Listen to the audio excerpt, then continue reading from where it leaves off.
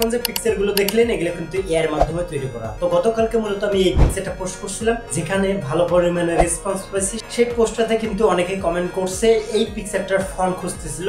তো এই ভিডিওর মাধ্যমে কিন্তু এই পিকচারটার ফন্ট এবং এই পিকচারটা কিভাবে তৈরি করবেন সেটাই কিন্তু আজকের এই ভিডিওতে আপনাদেরকে শিখাবো। তো স্ক্রিনটাকে ফলো করেন, আমি একটার পর একটা দেখে দিচ্ছি।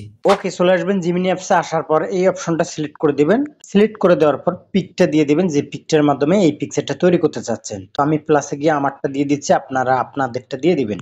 তো দেখেন আমাদের কিন্তু পিকচারটা নিয়ে নিছে। তো আমাদের এই পিকচারটাকে এই পিকচারে কনভার্ট করবে, সেই ফন্টটা মূলত আমি এখানে দিয়ে দিচ্ছি। তো আমার এটা কপি করা ছিল, আমি পেস্ট করে দিলাম। পেস্ট করে দেওয়ার পর এখানে ক্লিক করে দিব। তো ক্লিক করে দেওয়ার পর কিন্তু কিছুক্ষণ পর আমাদের পিকচারটা তৈরি করে দিবে। তো দেখেন অলরেডি মনে হয় তৈরি করে দিয়ে দিছে।